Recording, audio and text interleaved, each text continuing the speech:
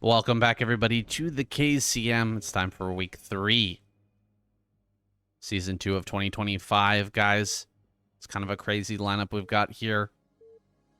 We've never had this before, but no Zerg today. No Zerg at all. Had a few times Protoss crash out and not make it in, but this is the first time that Zerg has abstained from the KCM, so I'm curious about what the reason is behind that, but we can only speculate. Yeah, I have no idea, saying I'm kind of flabbergasted, it has to be said. Like, I expect the Protoss squad to sometimes, chimp out and not show up, but the Zerg squad, I mean, what are they doing over there at the Overmind? Yeah, you were saying just before we started, there's so many good Zergs out there right now that could be brought into this tournament. Even the likes of Effort should be available. It's not like there's nobody that that could be available. I'm sure they could put together the B team. It's just Zerg has been putting out the absolute A squad every single week of KCM. I'm surprised that they don't just bring out a B team.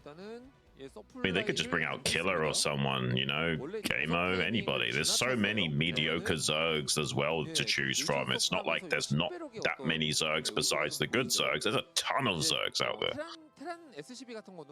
Yeah, there's a lot of good Zergs out there for sure. And I'm not sure what's happened.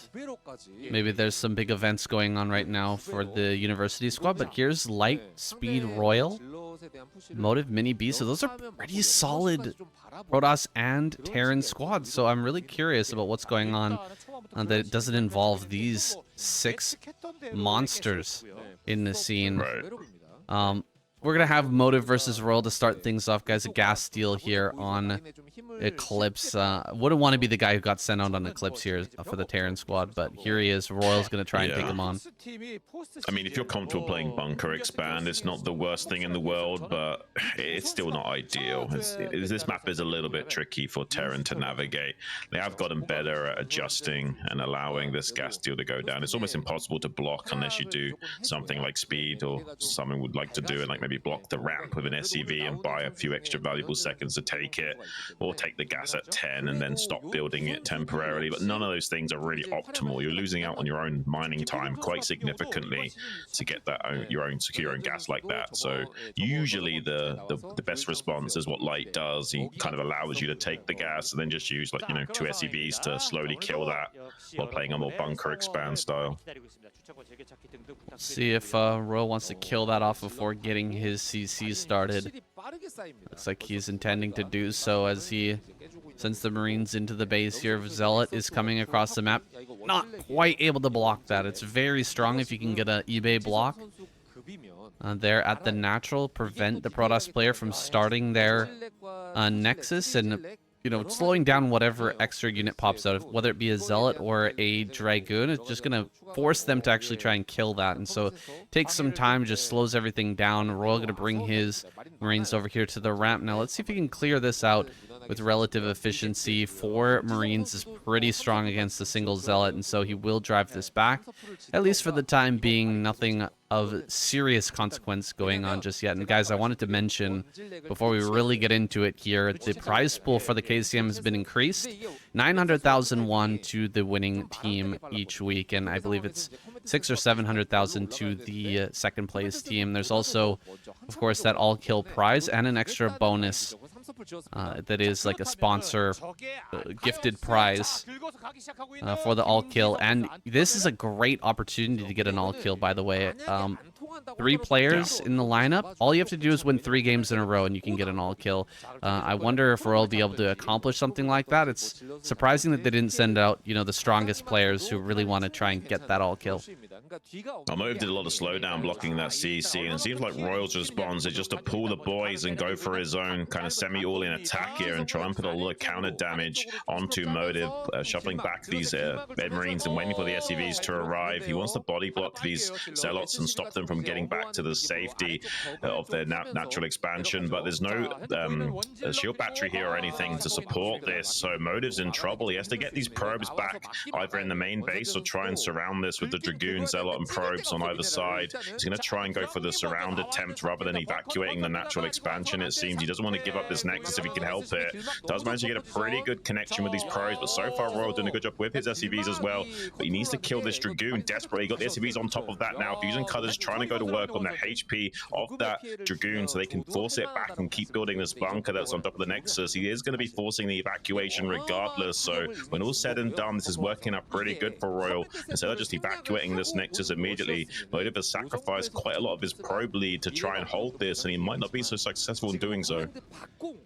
Yeah, it's usually the Protoss player either going all in and just trying to kill that Marine force, or pulling all the probes and keeping them alive, and then playing out a macro game from there, double expanding and that. It's very rare that it works out like this, where you lose the Nexus and all the probes, and actually manage to make a comeback. That's not generally the case. Very hard position here for Motive, and Royal just gonna keep these Marines just out of range, getting his factory on back at home, but his CC was very quick behind this. This is a little different from the normal bust that we see, where you've got a Vulture with this bust and you're just trying to get the CC up right about now. He's got that CC done, and the factory's coming online a little later. Yeah, I mean, Royal should be feeling the pain of having to pull the boys to commit to an attack like this, but because of how many probes that were lost, Royal's not really going to be feeling the burn at all. Going to be tuck-tailing and running with half of his Marines while the rest stay inside this bunker and buy as much time as possible to slow down Motive and being able to retake his natural here. And Royal going to be enjoying quite a comfortable lead when all's said and done. Because of how many probes were killed, it's going to be hard for Motive to stabilize this current situation. And usually the Terran player feeling a lot more pain from committing so many SCVs to an attack like this, but not this time around. No, not this time around. Just needs to get back home and get into a bunker at his natural. He still has those Marines back at home, so we'll be able to quickly get in there. Should have siege mode on the way. Tank on the high ground already. Royal is completely ready for any sort of counterattack. He's even got an eBay finished up, so he's going to be getting turrets here quite soon. I don't see a robotic support bay. What do you think that shuttle is for there, Shun? Is there something we're missing? I'm not so sure. I mean, he could elevate these Dragoons on top of the siege tank on the high ground here, for example. That would be an okay play from Motive.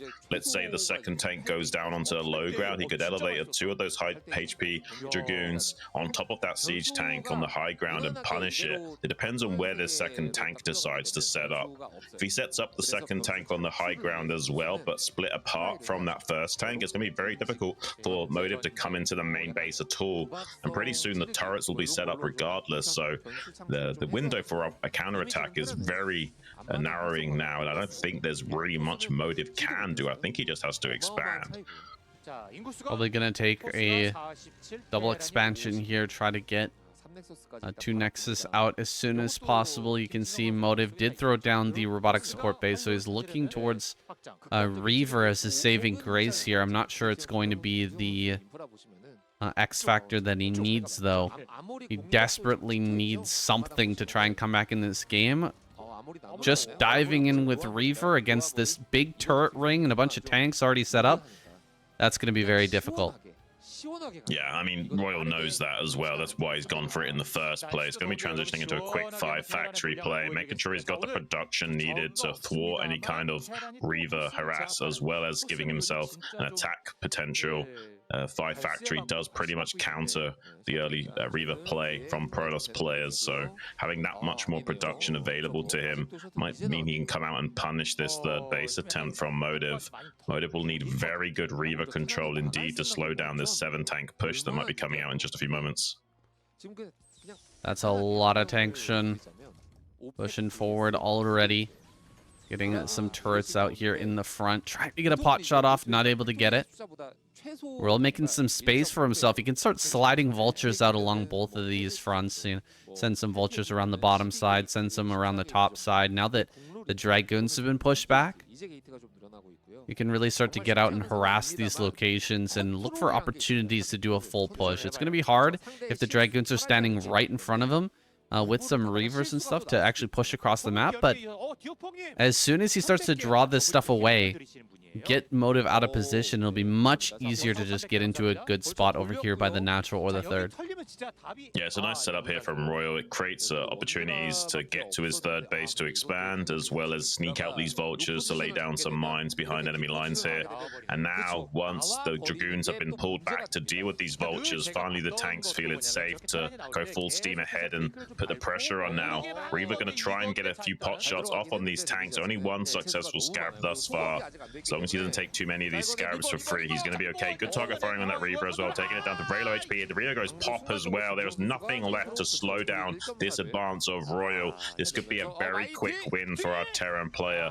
Oh, that mine is insane, saying there is zero chance now for Motive to hold this. He already was at a very low win percentage. Now that's gone down to not only single digits, but almost decimal points right now. This is insane. There's almost no hope of breaking this attack from Royal, and there's zero chance. I don't know how he's going to do it. That's a few too many tanks there right in front of the natural. A couple of turrets are being made, and Motive gonna tap out. First victory goes to Royal here on Eclipse. That's a tough sell. It's very difficult to push on this map. With that big of a lead, Royal makes it happen. Motive goes down first. We're gonna continue this TVP special KCM. Yeah, it's like a little semi-finals, preview here, but potentially could be happening later on down the series line.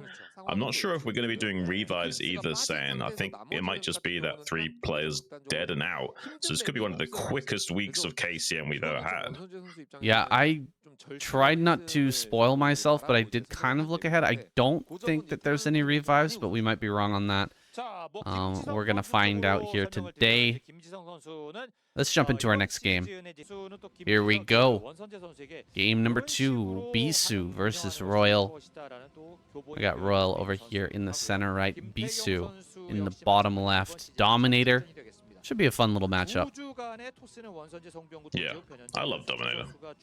Probably one of my favorite maps of all time, actually, especially as far as 3-player maps go. I do also really like Sylphid and Longinus back in the day, but this one has really stolen my heart in the last year or so, saying, and there have been some balance changes to it as well to make it a little bit less rough around the edges, although it wasn't really that bad of a map to begin with as well. Yeah, it wasn't too bad at all. I mean, the changes were very minimal. Adding a little bit of buildable terrain in front of the natural and adding a little wall. Nothing too serious, because the map was already quite stellar, quite balanced. It's just adding that little bit extra might give it some more longevity in this kind of difficult to... It's so difficult to make a map in this meta. Yeah. Maybe it'll give it some longevity. It's pretty down the middle as far as Terran versus Protoss is concerned. It's pretty much 50%. It's also pretty much 50% in Terran versus Zerg. The only matchup it's really unfavored in is that Zerg versus Protoss. It's a bit more Zerg-sided as a map, but as long as there's no Zerg versus Protoss in the equation, it's one of the most balanced 3-player maps we've ever had. Seriously, it's crazy. We've seen a lot of great games on this map. I'm sure we're going to get many great ones in the future. Who was that who... Was that Motive who whiffed on this map against Rush and built gateways in the wrong base? So Motive... He's not going to be having flashbacks here. He played on Eclipse. That was probably that's one of those moments that we'll never forget. Motive will always be remembered for that. 1 mineral patch, right? Like he went to check 6 o'clock and clicked on 1 mineral patch, and then went to 3 o'clock and then cannon rushed to a position where he wasn't even there. Yeah, you have to click on more than 1 mineral patch because it's very statistically unlikely for them to mine all the mineral patches, or rather have enough workers to saturate all those mineral patches. And that top mineral block isn't the most optimal patch to mine, so it's really his fault. He should have checked at least 2. For sure. And he kind of fundamentally misunderstood the build, I think, or just was too panicked, too high-strung at that moment. You might as well check all the way in if you click and there's nothing on the patch. Like the reason for pulling back instantly is if you see that there's minerals have been mined, then you know that he's there and you try to hide the probe. Anyway, guys, we've got the Zealot coming in. Gonna get on top of this factory. Oh, the SCV is so low. He's gonna go after it with the probe. He does get it with the probe. Dealing some good damage here on this these Marines as well. Gonna be driven back up onto that high ground. Second Zealot is making its way across here. Royal has done a pretty decent job of holding this so far. And he will finish the factory off, but needs to buy a little bit more time for this Vulture to come out. Has to pull back. Not able to get these Marines between the supply depots. Sometimes they just kind of bug out. They don't want to go where they're supposed to, and could end up losing a lot from that. There's like two big guys trying to get through a small doorway sometimes because they don't allow each other to take the initiative and go through one at a time. They kind of bump into each other and neither of them can get through as a result. Pretty good SV blocking from Royal to avoid disaster against this 3 Zealot hit squad. But this is a big mistake from Royal. Overextension. He will lose at least 2 or 3 of these Marines if he's not careful. 2 of them do go down. This other Vulture's seriously low.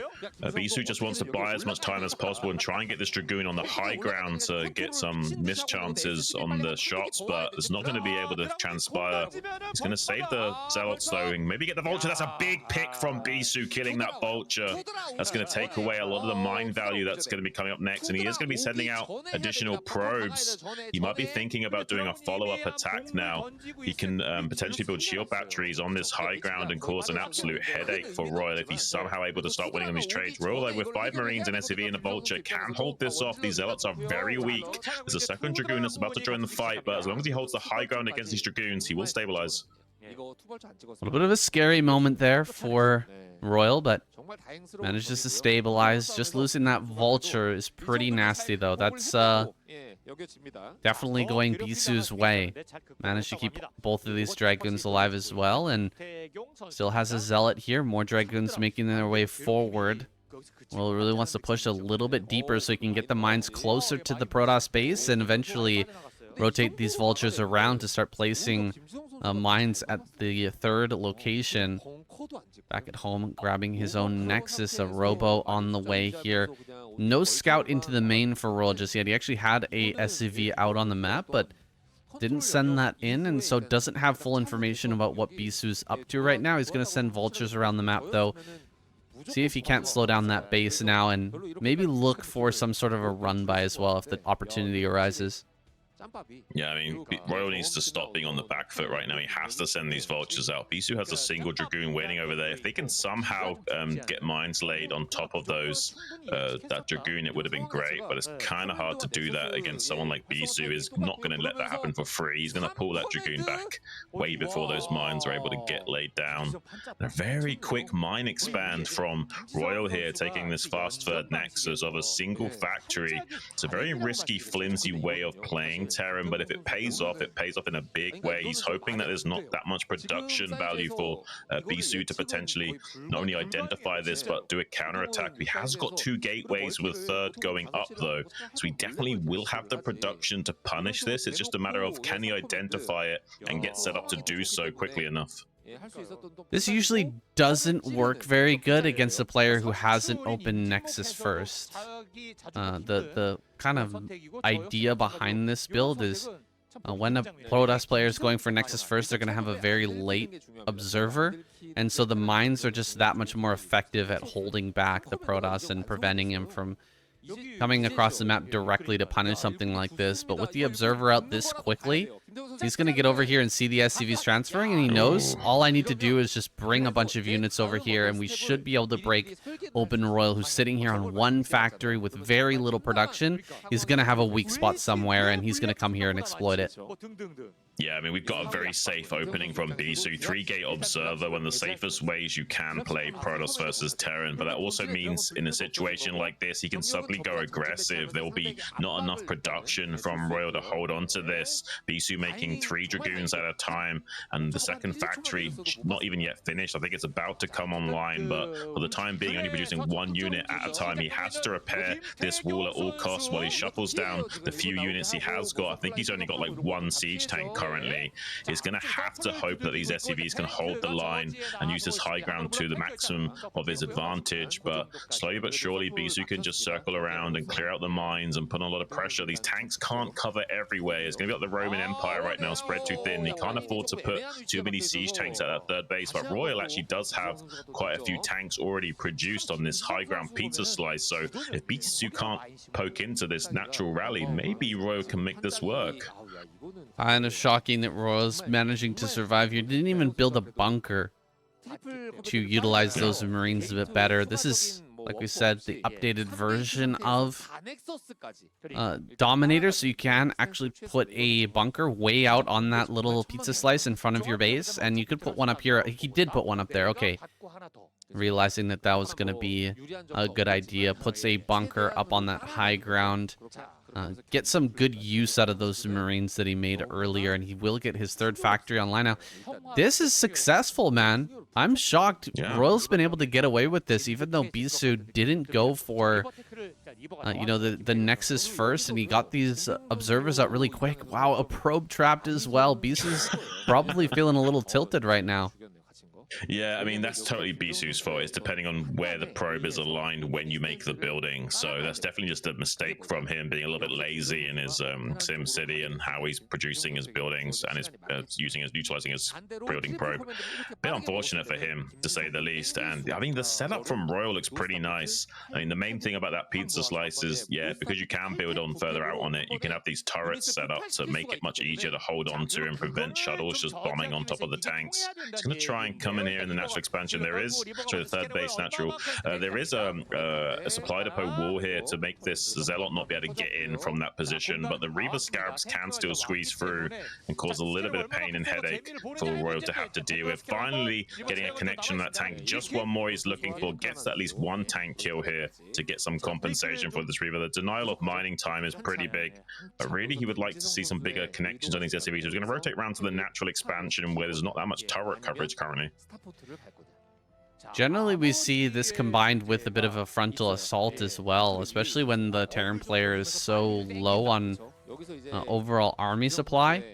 Coming up to the front and looking for some pressure right as this is going on. You know, he's spreading these tanks all the way back. He's got like 2-3 tanks in the main. He's got a couple of tanks in the natural, a couple tanks in the third. The front of the base right here, this spot, only had 3 tanks for quite a while. So if you bring up a bunch of Zealots and Dragoons right at that moment, it's pretty devastating for the Terran, who's trying to defend with so little. But he's just kind of sitting back at home at his rally point, getting into a 4th base really quickly, and being satisfied with just getting his economy online rather than actually punishing Royal too much here. Yeah, I mean, it seems like Bisu's content just to sit back on these 4 bases and power up himself. Maybe he's a little bit worried about a counterattack coming out of Royal. I do believe that Royal will go up to 4 Goliaths and then think about a timing push. He doesn't necessarily have to wait for 2-1 in this situation. He could just get +1 weapons and go and just put down a ton of factories. Yeah, there's the ton of factories. So I'm not surprised at all to see like him go straight into 7 factory production before even thinking about taking a 4th base. That's very meta right now from Terran players. Back in the day, we used to see them try and get a 4th base with not that many factories online, but gone are those days. Most Terran players know that things are so serious in this matchup that getting that 7 factory count before even thinking about that 4th base is almost a prerequisite at this point. He's adding a lot of turrets in the back. He's aware of the most common meta these days. Oh my gosh, he's here ready to catch this? Are you kidding me? Big storm here on these mineral lines, but not a lot of kills due to that. Dude, Royal reading Bisu like a book there. Had a bunch of turrets coming up in position and all of his army back with some Goliaths. He shut that down completely. I'm blown away. That's kind of mad. You don't usually see Terrans that well prepared for a play like that. He definitely is inside the head of Bisu. It's almost like he can see the matrix code right now. He does a good scan as well, sees roughly the current power level of Bisu by identifying how many units there are at the rally point. He knows there's probably going to be some Dragoons elsewhere on the map to minesweep, but he's now got a pretty good idea of what Bisu has got on offer for him. and he's going to be figuring out, okay, I probably can go for a push timing soon. Do I want to wait for my +1 weapons to finish, or should I go into 2-1 and take my 4th base? He might be wondering about possible continuations from Bisu as well. That's why he's laying down mines in the main base right now, worried about another follow-up attempt from Bisu, trying to catch Royal with his pants down as he goes for an attack vector. Might be getting luckier with this attempt number 2 as the 2 shuttles now diving into the main. Some turret connections on these, but they will be able to get the units unloaded this time into the main base and start to do some damage. Seems like they can't really get too much of the SCVs though, so it's still going pretty much Royal's way. He is pulling his army back to deal with this though. He's not thinking about attacking at the same time, so this is buying Bisu a lot of breathing room to get this 5th base online. Yeah, Bisu's got that 5th base up already, and it's a very reasonable supply for himself as well. 180 supply, a bit of a 30 supply advantage, a bit more than that, and so he is doing all right. He's hanging in there. He's got the storm ready. He can get big connections with those storms if Royal pushes out a little bit too in too much of a cavalier way. So far, he's being very, very patient, though. Taking his time, slowly spreading out his tanks, looking towards that 4th base. If he gets too slow and methodical, though, Bisu will take up all of the map. Yeah, he can't really let Bisu... Giving the Bisu the 5th base is one thing, because he can just take this mineral only, but letting Bisu get set up in this top left main base and set up another rally point is very problematic for Royal. He has to do something now and establish either some map control or slowly start working his way up to securing a push going to this north hemisphere of the map. So far, it looks like he's being a little bit timid. He knows that Bisu is likely to come to him, and that is going to be the case. Here comes the shuttle bombs trying to dislodge this 4th base attempt from Royal. Beautiful storms blanketing this Terran metal as well. He's going to push deeper and deeper, trying to maybe get a snipe on this CC while the Zealots soak up the damage, but he probably won't be able to push deeper than this. He has to pull back because there's not that many Zealots. They've dried up, and the kind of rule of thumb in Protoss versus Terran is keep attacking while you've still got Zealots, and as soon as they're about to dry up, quickly pull back the Dragoons and save them and preserve that precious gas count of units. But counterattacking the main base of Bisu with a siege tank and 2 vultures did successfully deny some mining time. I don't think it got a lot done. This is so painful. Trying to mine at this base while the Protoss player has that high ground is really difficult, to say the least. Definitely needs to get some tanks, and you can see him setting up tanks on the other side of the wall over there. Those are actually quite easy to snipe if Bisu has an observer. Yeah. Can just run up to the wall and start gunning those down, but he's got to do something. Royal's got to do something to dislodge Bisu from that area, because if he's able to just stand up there and keep throwing down storms, Royal's never going to be able to mine off of this 4th base, and Bisu's going to continue to get further and further and further ahead, and Royal is going to stagnate. Now, this tank count is getting quite high. Looks like +1 armor is going to be coming online here soon, and with that +2 attack is going to be followed short after. That'll be, I think, the timing for Royal. He'll be hitting around maxed out at that moment, and we're going to see a big unsiege and move. Now, is he going to move through the middle and start to siege up, kind of like how Light does? Oh, whoa, hold on a second. A lot of Templar here. My goodness, that's way too many Templar. That's a tasteless number of Templar there at the natural. Like 11 Templar there. He manages to snipe 2 or 3, but that's just too many to snipe. Yeah, sometimes Protoss players get a little bit ahead of themselves and want to, get too much juice out of the orange, and it's a bit unnecessary in some regards, and it opens you up to being punished like that. Luckily, he didn't lose too many of them. He had about 8 or so left when all said and done, so more than enough to keep the pressure on a Terran player. And needs to be careful not to get complacent here, does Bisu, because 2-1 will come online for Royal very soon, and then he can start trading. Currently, Bisu enjoying a healthy upgrade advantage. He's going to try and bomb onto these siege tanks while he still has that upgrade advantage. D-Matrix coming on to that tank on the periphery. 2-1 is just finished now for Royal. He's going to start trading a lot better. The current problem he was having was he had a very juicy stake of an army, but didn't get a good sear on it. Now he's got that beautiful sear, and he's locked in the flavor of this army, and now it's going to be a much harder stake for Bisu to chew through. Look at those supply leads just flip on their head. Bisu lost so much supply here. Not a lot of it was Dragoons. preserving a lot of that army. Oh, But no. oh, 3 Templar go down in the natural. A 4th one tries to get sniped, but does pick up into that shuttle. The supplies here really flipping on their head. Look, 190 now to 163. So much was given away in that attack, and Royal, with that 2-1, he's got to be ready to push, unsieging everything and starting to move. But which direction is he moving into? Is he going to go into the middle like Light does, or is he going to try and go around the outside? Seems like the answer is to move north. He scans in here. He sees the big transition into carriers. This couldn't be better for Royal. He's moving directly towards this base. He knows he has a 3-minute timer now to make something happen with this push. He's got all the time in the world. He's going to be slow and methodical, but take any inch that Bisu gives to him for free. And he's gone right up to this pizza slice at the rally point of this northwest quadrant of the map, where Bisu set up another big rally point. There's plenty of gateways in there to try and slow this advance, but Royals already sees the ground that he needs to. He's gotten his foot up on this hill, and now he's going to start laying siege to the Protoss and force Bisu to come to him. Some pretty good Sonic Storm attempts to try and slow this down, but there's a long time before these carriers actually come online. He's even denying probes being transferred up to these bases up here in the top left, so going to be shutting down some of the mining of Bisu as well on top of it all. If he can get in here quickly and disrupt this rally point, kill these gateways, kill these stargates, he's going to be in a great position. It's going to be a long time coming before Bisu has those carriers out. Bisu's got like 2 minutes he has to stop this attack for, and Royal knows that. That's why he's being so tentative with this army. He's staying fluid with the most bulk of his army, ready for a counterattack from Bisu. He's going to pull back the majority of his army to this mineral only if he needs to. He's well aware of the win condition of Bisu doing a counterattack here, so he's only committing the forces necessary to make progress. Bringing everything up to the top left now. He's going to take over this high ground. Shuttle goes down. I'm a little afraid for Royal if he sieges up too close together and too tightly packed formation. And Bisu could get an amazing trade with these High Templar. He's got so many. We've seen how many he's been making.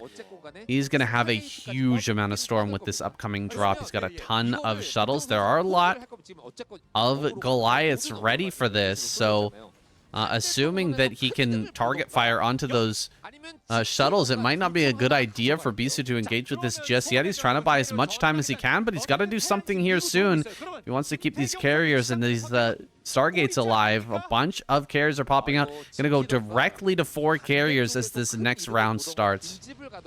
Yeah, he's got the carriers starting to pop out now, but it will take a long time before they can actually saturate a high count of interceptors to start fighting back against this Terran metal. Beautiful high Templar snipers in the center board as well. Royal playing out of his mind. He's going to be covering this flank in the center of the board while he's going full steam ahead to this attack. He's actually pulling back the majority of his forces to stay fluid, knowing that there's a chance of a counterattack right now. He's got just the bare minimum amount of units trying to push into this base, and he'll commit more and more when he feels like the time is right. He's staying as composed as possible, knowing that there's a chance that Bisu dislodges his position up on this pizza slice. He's got enough forces there to hold that line now. The carrier's now popped out in total count of 4, but like I said a moment ago, taking a long time to get these interceptor counts up. So as long as Royal stays full steam ahead now and clears out the majority of this base, he's still in a very commanding position. The main key will be, can he shut down the pylons powering those stargates before the next round of carriers pop out?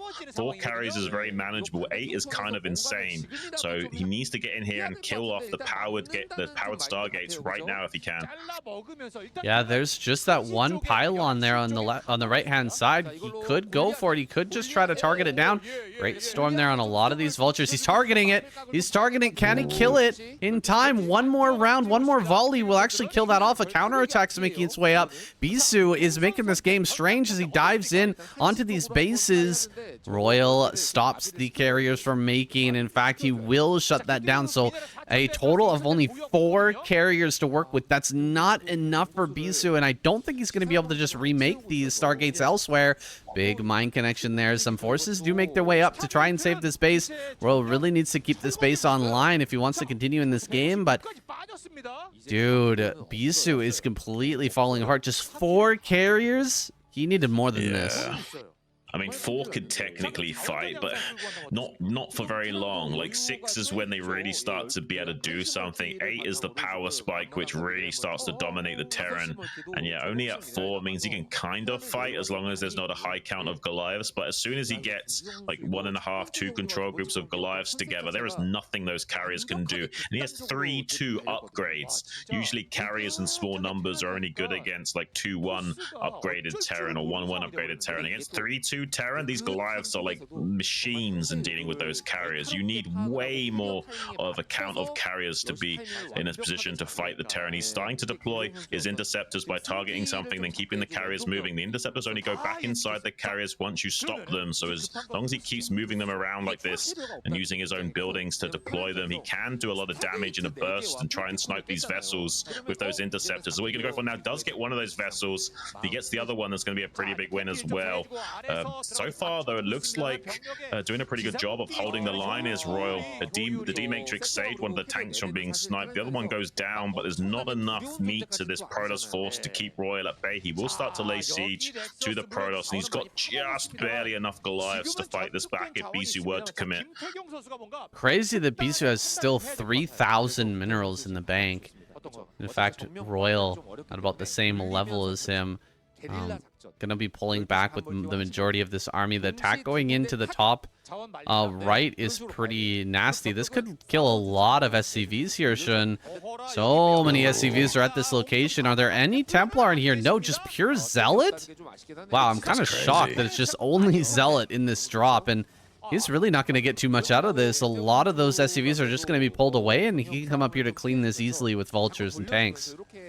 It's a shame he didn't have at least one High Templar in that army. He's going to try and seize the ground, this high ground position on his pizza slice. He's got a couple of trailing High Templars that are being targeted down, though. There's not much splash damage. He even dives to a mine, that last remaining Templar. He desperately needs some splash damage to make this work, but actually the carriers are getting on top of these tanks. Royal not really respecting the low count of 4 carriers in this game, and he's not quite got enough Goliaths on screen to fight those back. There's a lot of Goliaths making their way up to this northern position now, but he's going to sacrifice a lot of his tanks to try and save this command center. This might be a slight misplay here from Royal because he's donating so many of these siege tanks to save these bases. Oh, if there was a Templar right here, I think that Bisu might just completely wreck this. He still might be able to take over this base and maybe even kill the CC. He's kind of close to doing that.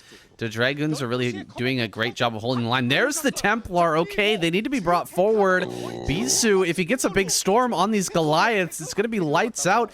There's really nothing there for Royal aside from that. He's just mining on this mineral only. His third is getting quite low. His natural is just about mined out as well. Actually, it seems like there's some minerals over there, but he hasn't been mining it. It's probably quite low.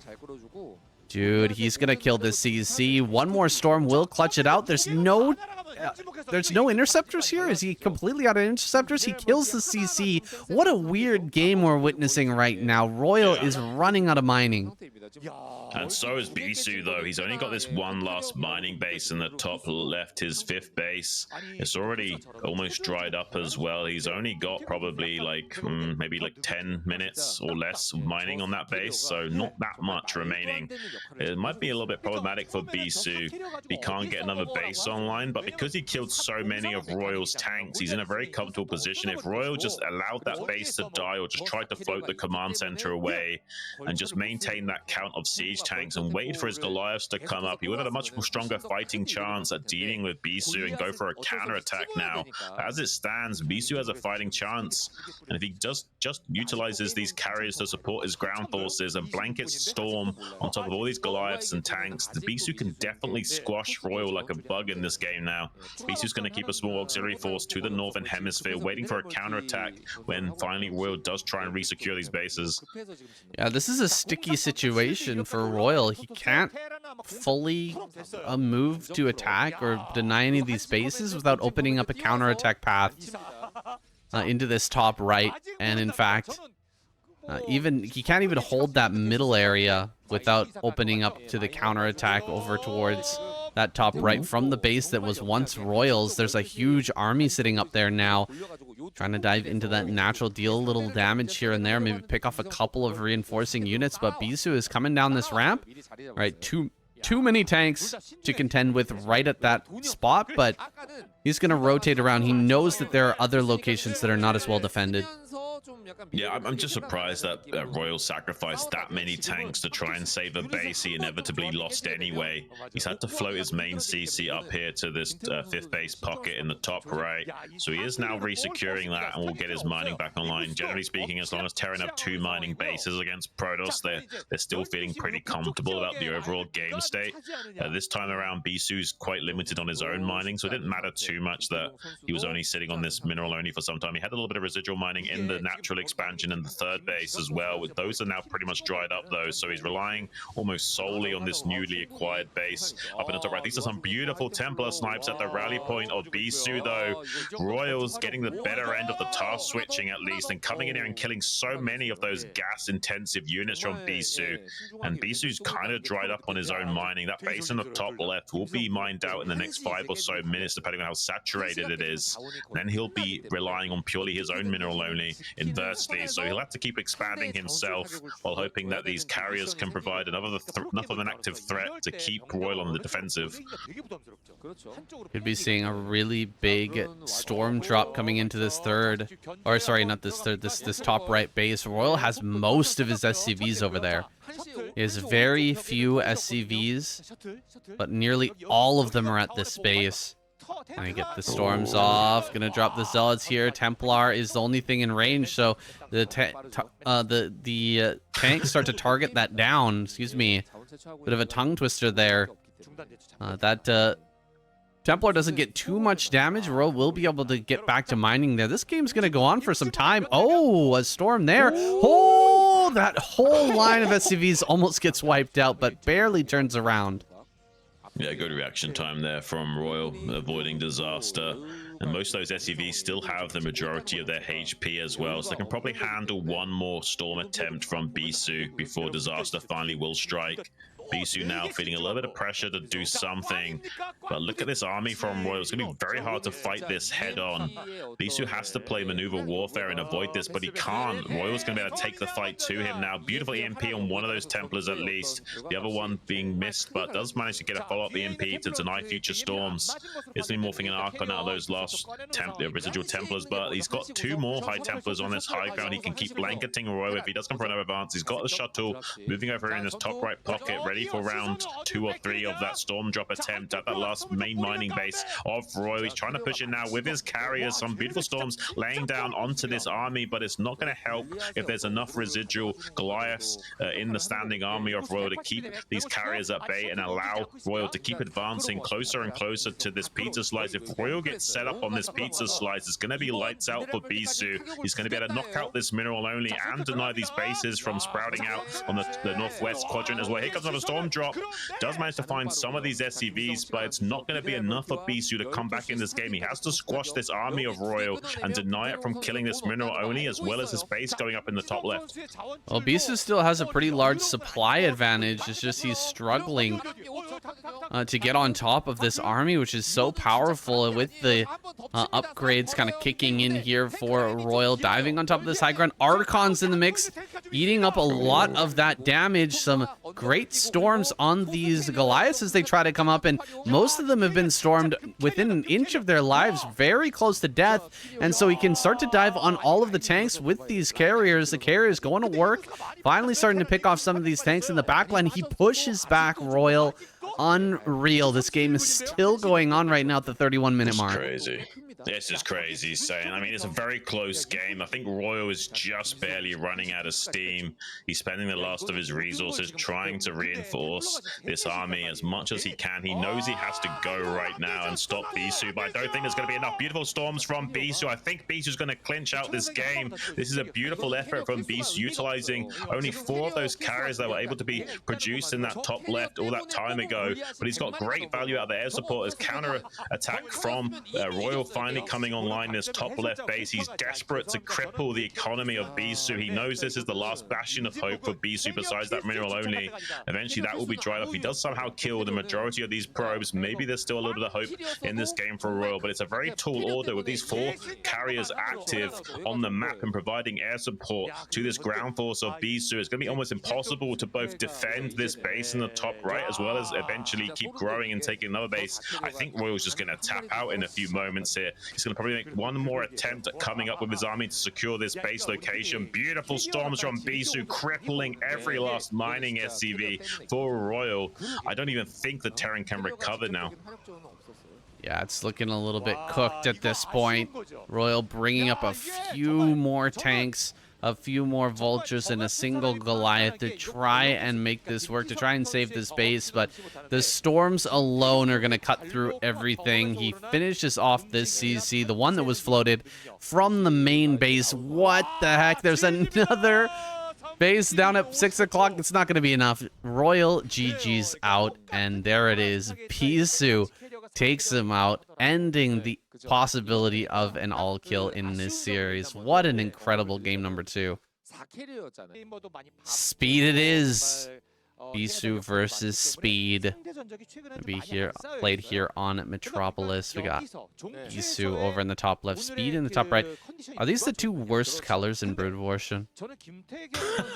They might be, especially on a map like this. If it was a different tile set, maybe you could kind of forgive it. But on this tile set, I would really wish they were on top versus bottom. We could switch to red and blue because, yeah, olive on this, like, you know, green grass and the mud, and brown on the same, it just doesn't look good. It kind of looks like a different game, almost like a mod that isn't popular or something. Not to mention the look on the mini-map as well. So hard to see these units running around, vultures and zealots trying to deal damage. It's quite tough to actually perceive that on the mini-map, but we'll do our best. Given the circumstances, we may end up missing some things. Same goes for our observers, but so far this has been a great KCM, despite missing Zerg, guys. These two teams are really going head to head in a big way. Yeah, they are, and I'm enjoying it so far. I'm a little bit concerned that they have to send out Speed against Bisu. I mean, this is Speed's worst matchup, arguably. So it could be a little bit of problems for him. I hope he's got something interesting planned. Seems like it's going to be a normal gas timing for him. Not going to be an 11 gas or anything fancy like that. Conversely, it looks like Bisu hasn't yet taken his gas. Is he thinking about a gasless expand himself? He's got a full scout off in the main of Speed. He sees the timing of the gas. He actually is going to take a gas, just a slightly later gas from Bisu. Nothing too crazy though. Taking it at 12 or 13 supply is fine for Protoss. Depends on if you want to do rangeless expand or not, basically. So it seems like Bisu will be a tiny bit greedy, but not that much. But look at this micro from Bisu. This is kind of crazy. I feel like I'm watching Nalrar on steroids from back in the day. Flicking that probe like it's a Corsair fighting a bunch of Scourge, but yeah. I'm actually a very big fan of Speed's PvP, man. He employs more Wraith play than I think anybody else. And we've seen him even do stuff like 2-port Wraith in this matchup. I don't think that's what we're going to see today, but there's always that possibility. He makes it work better than anybody else and has kind of started to incorporate it into his style, and I think that's very exciting. Yeah, we'll fix the Polish Terran player kind of introduced me to how you can utilize Wraiths in this matchup. They're actually nowhere near as bad as you would think, and you don't have to cheese with them as well. You can kind of add Wraiths to your composition and use them in a more traditional sense, similar to in TVT where you can use them for scouting vision and also like ambush hit squads. Sometimes you can get enough Wraiths where you suddenly dive into the main base and even kill their cybernetics core, and suddenly they can't even make Dragoons, and because of how mobile they are, it can be difficult for the the Protoss player to shuffle their army around the map to respond to the active threat of those wraiths, even in a normal macro game. I don't necessarily think we'll be seeing that here today. We'll have to see what Speed wants to go for. It does seem like that quick Nexus from Bisu as a follow-up, because he took that gas ever so slightly later. He hasn't even yet gotten the, I think he just got the range a few moments ago. How many years does it take to kill a cybernetics core with a wraith? Guys, leave your guess down in the comments below. Nobody try that, all right? I don't want any of you to die of old age before figuring that out. We've got... It takes 28 minutes to kill a lava wraith. Well, once again, Shun, the king of just random StarCraft trivia. We've got first Vulture out on the map. That's going to force Bisu to run back with his 2 original units. Doesn't want to allow a Vulture to slip in here, but Speed's probably just banking on getting some mines set up and getting some tabs on when these extra bases are going to be taken. Yeah, he just pokes in there. He's like, oh, okay, do you have a Dragoon there? Maybe. I won't dive in. I'll just go ahead and wait for those mines. Doesn't have that mine upgrade coming just yet, but he is getting out this CC and doing it quite safely. Yeah, I don't think that anything too crazy is happening in this game thus far. Seems like both players kind of playing middle of the road, as greedy as they can be safely while doing so, which means probably neither player will be punished as a result, and we'll have a pretty solid macro game when all's said and done. Yeah, one thing I would like to point out is that usually on this map, it depends on where you spawn, depending on if it's a good map for Terran or not. Like in this case, Speed has to expand towards Bisu at this 12 o'clock. That can be good if you want to be aggressive as Terran. If the roles were reversed, it would be a little bit easier to secure this third, but also make you more overextended as Terran. So it can be problematic for Terran based on where they spawn against Protoss, in terms of where they have to take their third base. For example, there's no way Speed could take not 3 o'clock as his third. He has to take this 12 o'clock kind of. So it does force him to be a little bit more aggressive than usual to both, you know, attack and defend at the same time. So we might be seeing a 5-factory play from him. He's getting all the way into the rally point of Bisu. I'm actually kind of surprised he's made this much progress against Bisu. We'll be having to run back now. Finally, the observer route will start to clean these mines out. And that tank got a little bit glitched out. Luckily, I think he still will get back to safety. But for a moment there, I was worried it got glitched out for so long that Bisu might be able to play catch up and chase it down before it got back to the safety of his own base. I was a little surprised to see Bisu run away from that originally. He's got so many Dragoons and a Zealot. I thought he would maybe just turn on it and start to take everything out, but wanted to play it safe, backed up, made sure he had the Observer, made sure he wasn't going to take any mine hits. He does take 1 mine hit here in the natural. He's being slowed down by this 1 Vulture. This is pretty good stuff. Stopping the Nexus for a little bit. It's already past the 7-minute mark here. Just passing it now, and he hasn't set up that third base yet. Can he catch it again? Here we go. Speed. Excellent play from him. Gonna get in here and snipe that again. That is some high finesse play. High finesse Terran play right there.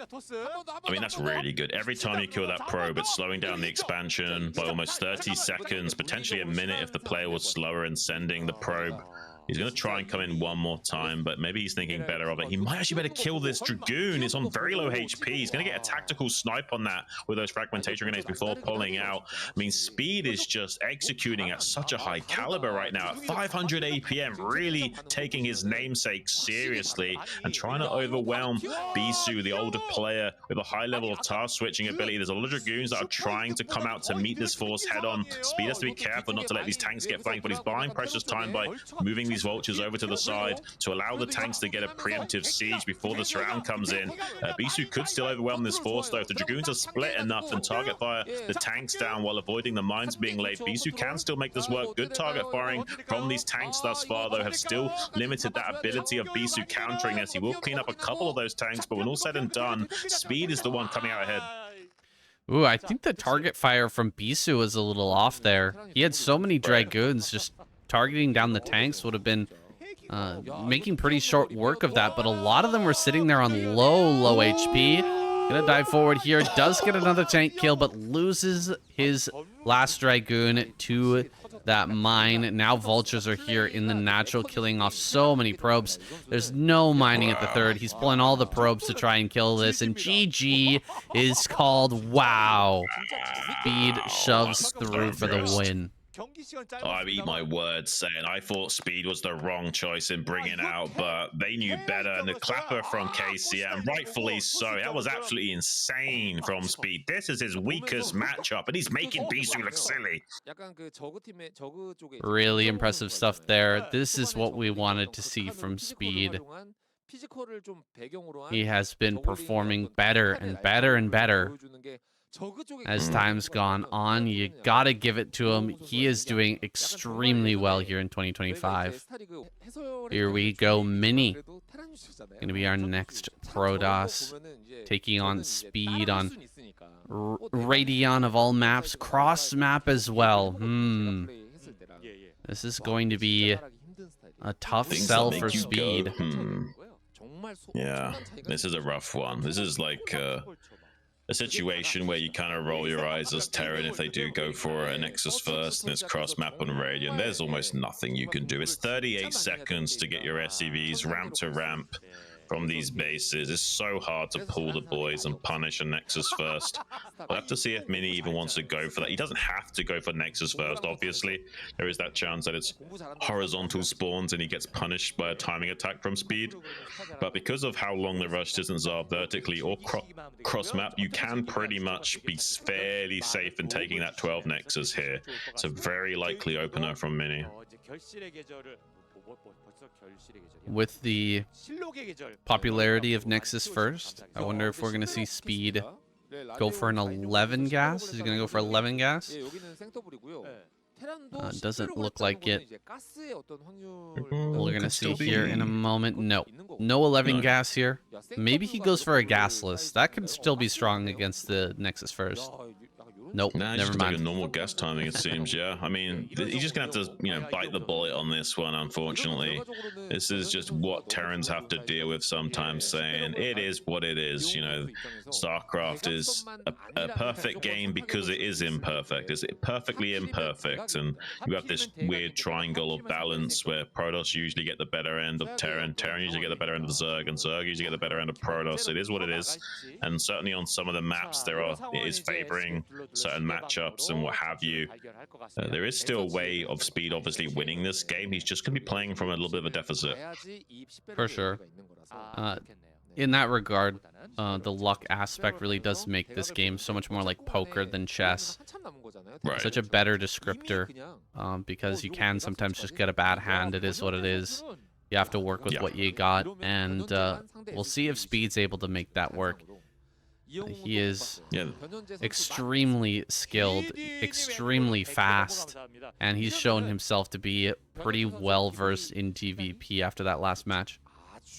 Yeah, we got a Z scout, or we went technically an N scout, but you can call it a Z scout in this instance from Speed, trying to identify whether or not it's close positions or not from the Protoss. Now he realizes the bad news that it is going to be cross map spawns, and most likely with that probe scout timing, he's probably suspicious of it being a 12 Nexus. He's going to get confirmation of that by sending the Marines out really early on to the map. He wants to at least get some compensation by denying some mining times. He's going to come in here with the naked Marines, kind of like you do in Terran versus Zerg, and see if he can stop one of these probes from mining, maybe even getting a kill with the help of the fusion cutter. If he does somehow kill a probe or two, that will be a way of coming back in this deficit. Does deny mining time. Can he kill a probe? He just needs one probe kill to make this worth it. So far not killing any probes, but has got them down seriously low HP. He's going to try and target fire that probe. He does get one probe kill at least while keeping this SCV alive. He's got one more Marine waiting, so while this SCV will chase the SCV, he will bring the other Marine back in there. This probe has regenerated the majority of its shield, so I don't necessarily think he's going to be successful in killing that, but he will deny some precious mining time of Mini, and Mini is stressing about this. He's got some idle probes from that main Nexus. He's definitely not dealing with this in the best way, and a Vulture coming in to help keep the threat alive. Speed, despite the deficit of this build order win, might just barely buy enough time for this Vulture to squeeze into natural expansion and kill a probe. Yeah, he actually killed 2 probes with those Marines. The probe that had 1 HP went out into the map and got sniped by that Marine there. Oh my god, he's putting so many hits on all of these probes. Finally gets 1 kill and gets out with his life, but that was a little bit hairy. Could have gotten much more than that. Just hard to target down the exact same probe time and time again while dodging that Dragoon. He does manage to survive, though, and with all this damage going down, I think he's okay. Like, yeah, he got a couple probes. He got this Vulture out. As long as he holds the Dragoon with some finesse, he should be all right. Yeah, the main thing was how much mining time was lost for Mini, and his build was not optimized. Like, there were some idle probes in the main base, and all this timing is going to be slightly disrupted as a result. So when all said and done, this actually isn't that bad for Speed. I mean, it really is pretty good, has to be said. Like, I usually don't see Terran players be that successful at thwarting a Nexus first attempt. Cross-map on Radiant with a 12 gas. You've got to hand it to Speed. He's gotten inside the head of Mini and made him tilt just a teeny tiny bit in the early game with some shenanigans involving the Marines and SCV, and that Vulture coming through in a big way, denying even more mining time and securing an extra probe kill. I have to say, I kind of like Speed in this game so far.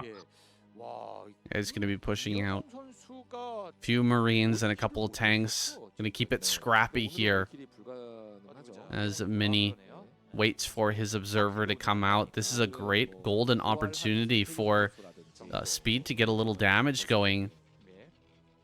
Mini is going to be hamstrung by the fact that there are those unknown vultures around, just kind of or unknown mines, and possibility of vultures hanging around looking for a run by. So Speed, he's got to be careful with this play. It is a pretty easy thing to break. If Mini just suddenly jumps on top of that, he could kill both the tanks and really put Speed in a deficit, and the potential benefit for Speed here is probably pretty small. Maybe like get a Dragoon or something like that. That's what he's looking for right now. Maybe a little slowdown on the Nexus. He's playing a dangerous game right now. Let's see if he can make it work. He's playing a dangerous game, amigo, but it might pay off. I mean, if he at least does anything with this, maybe even just makes Mini play a little bit safer than usual and delaying that Nexus by a few extra seconds so he keeps Dragoons pumping rather than throws down the Nexus right away. He's going to try and come in anyway. He's driving a wedge between the natural and the third.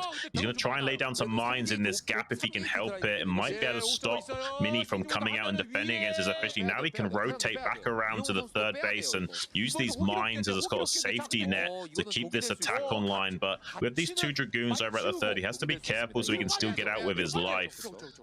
He's kind of dancing with death, his Speed right now. He's just begging Mini to do something. When all said and done, though, he's trying to bait the army out of position for these vultures to go for a run by. Beautiful play from Mini, though, blocking up that gap with a pylon. Going to be denying that potential counter attack from Speed.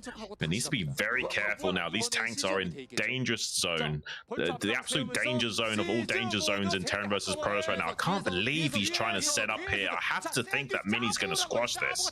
I have to think so as well. He was dancing so close to death for such a long time. It finally comes back to bite him. I mean, that was some incredible like tightrope walking of that army movement from Speed earlier as he walked over those mines and went to the right-hand side, kind of slipped out the back. I was like really impressed that he was going to be able to keep all those tanks alive. But then he turns back around and goes back in. Like, this guy was feeling himself a little bit too much, I think. Speed loses his 3 tanks. Now he's in a pretty bad spot. Mini is just going to be exploding, and he doesn't have anything to worry about. No push is going to come for quite some time. I mean, he was in the ebb and flows so much, he didn't stop to think, wait a minute, maybe I shouldn't even be doing this. Like, he just got too crazy. Yeah, it's kind of insane. Like, I like the ideas from Speed, though. The ways of approaching the matchup are kind of revolutionary, and it does give some insight into Terrans, you know, taking the fight to the pro Protoss more by being active with their unit control, but dancing with death just a little bit too much was Speed in this game. He technically isn't out of the game by any stretch of the imagination, but losing those tanks is going to be so critical now. He's going to have like 3 tanks to 12 Dragoons worth of Mini's army, so he's not going to have much hope at holding an attack if he tries to go for an expand or something. He has to kind of just sit back on these 2 bases and power up all the way to 7 factories on 2 bases. He's thinking about going for like the old school Chewbacca Terran build where you just make a crazy amount of factories on 2 bases and go for an insane timing attack with +1 weapons. This is a very old school way of playing Terran. It's not really thought of as being that good in this current day and age. Maybe he feels like he has to do something crazy like this. You see how he's even got 3 machine shops as well? It's absolute bonkers. It's because he's not making any additional production facilities or upgrades that he can even afford to pump tanks on 3 machine shops. I mean, maybe this gives him a shot, man. Maybe this is what he needs. It's just, he's going to be so low on units for such a long time. Mini has such free reign out on the map. Maybe he underproduces while he's expanding aggressively. I'm not sure that that's the case, that Mini's actually going to make that mistake. He's had some vision over the natural. I don't know if he got into the main and saw the 7 factory play, though. Right. If he saw all those 7 factories, we would just see mass gateways getting thrown down by Mini right now. No pro production and just preparing for this attack. Yeah, this 4th base attempt from Mini potentially could get punished. There is going to be more factories than there are gateways for just a little bit.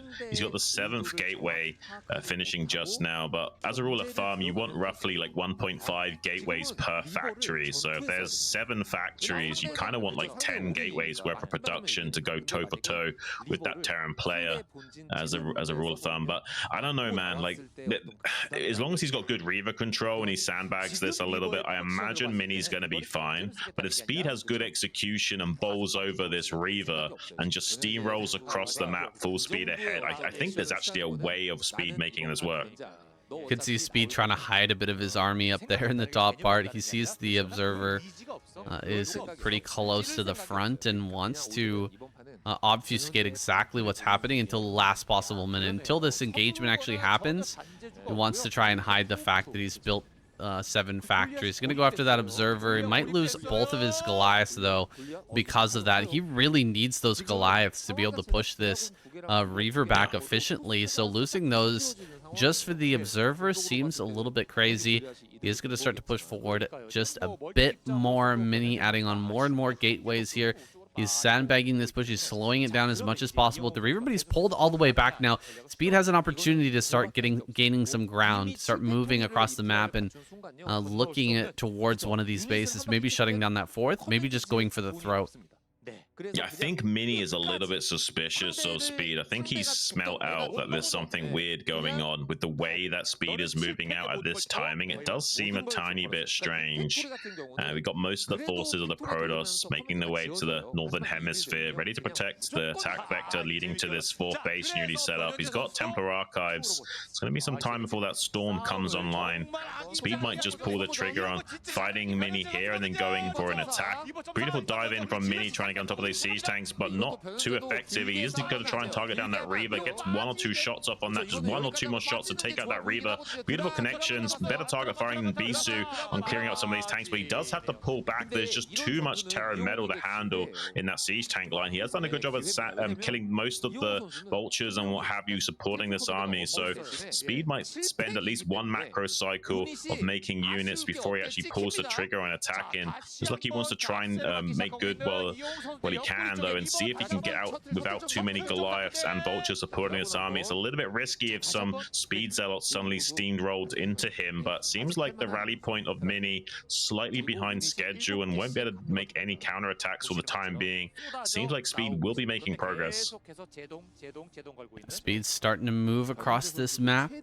His tank count has been drained a little bit, and Mini's going to be pumping out like crazy off of all these gateways. He's even gone for double robo, by the way, so he's going to have a lot of shuttles, and I don't see that many Goliaths left over in this army. Just the 2 is not going to be enough to deny all of the air that can be brought forward. All the air power from Mini. Gonna try and go after this shuttle. It's so close. He will get it.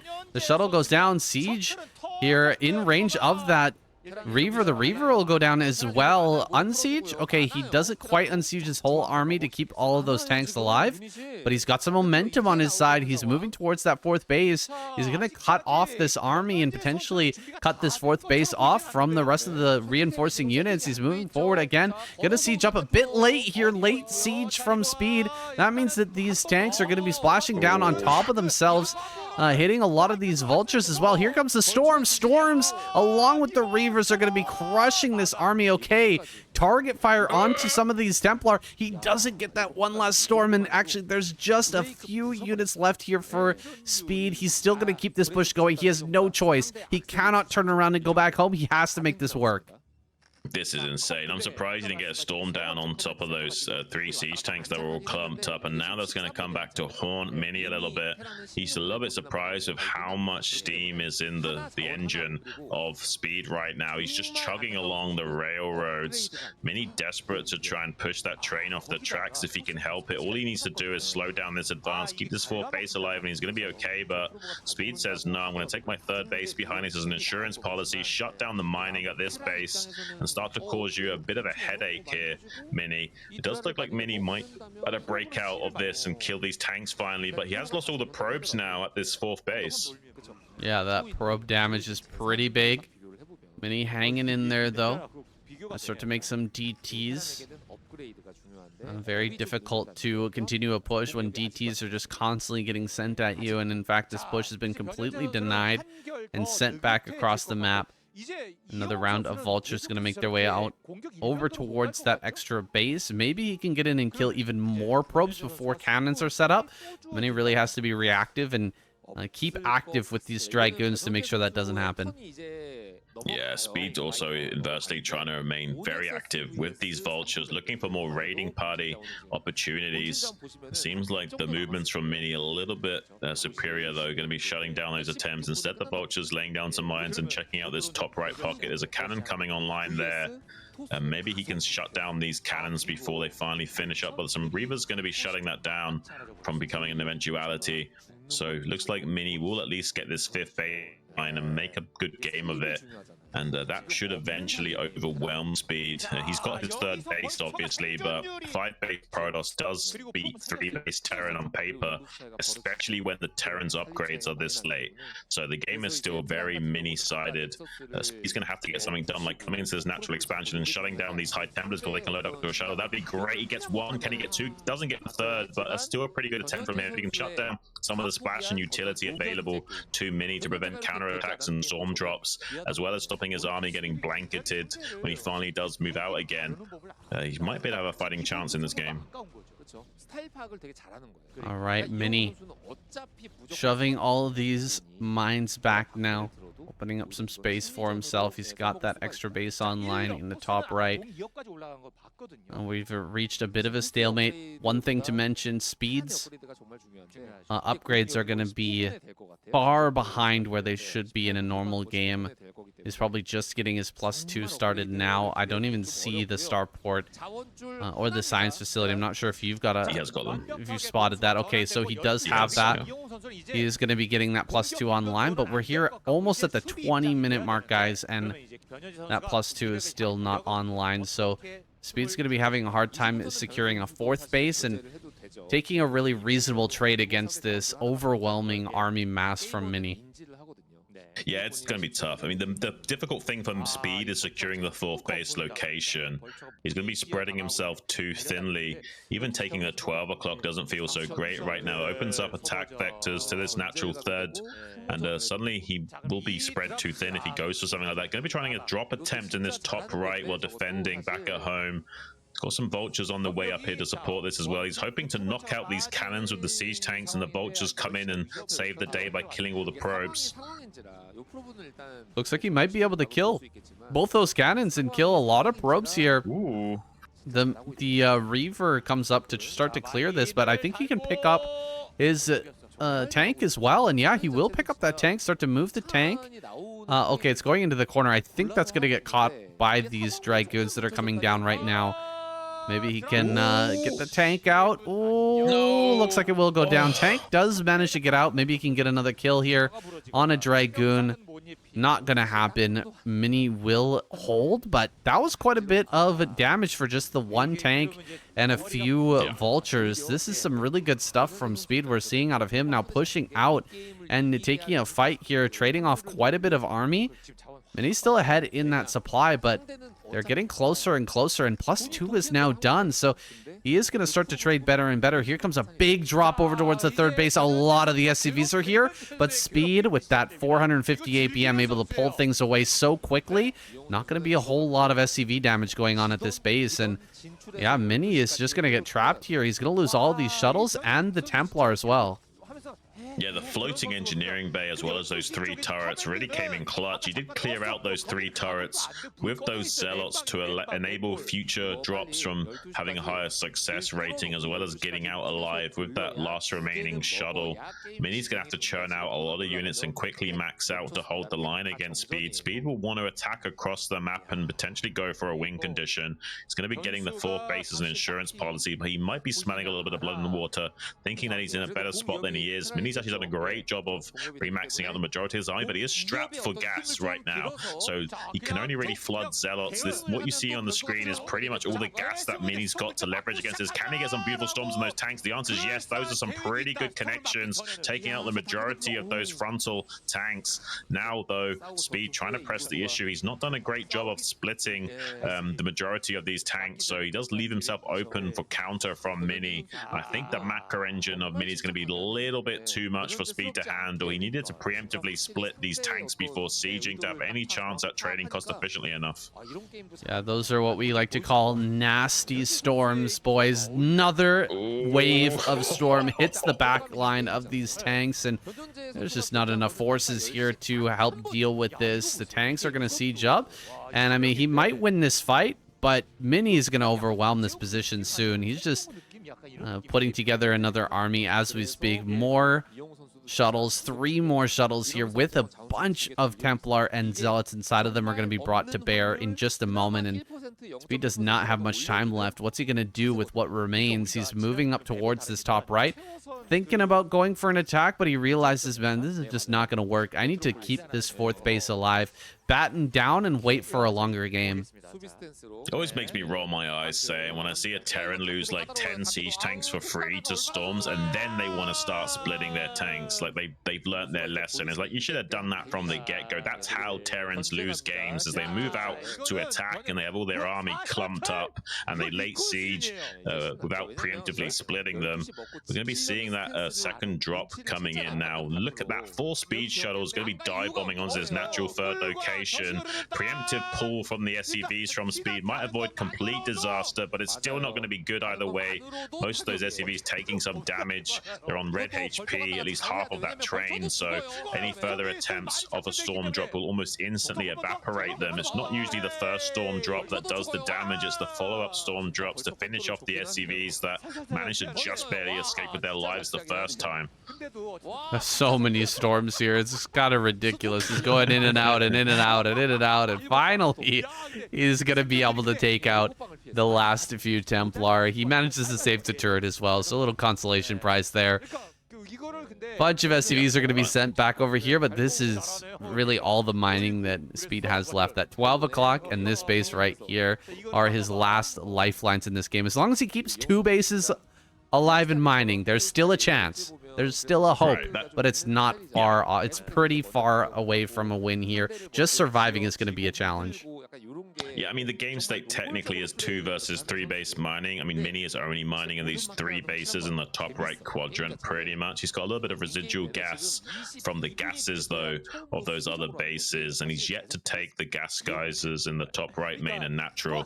So he does still have a big advantage in this game. He is avoiding disaster, is Speed, in the way of not losing all of his SCVs to those storm drops, but he's on death's door pretty much. He's struggling to get the prerequisite army supply needed to hold the Protoss off. Mini's going to smell blood in the water with how few units are available, and he can't really afford to protect both bases, so he's going to commit the majority of his tanks to defending 12 o'clock. It also now opens up this 3rd base pocket to being exploited, both on the ground and with those storm drops potentially. So Speed's going to have to remain fluid with his army and keep sending defenders to where they are needed.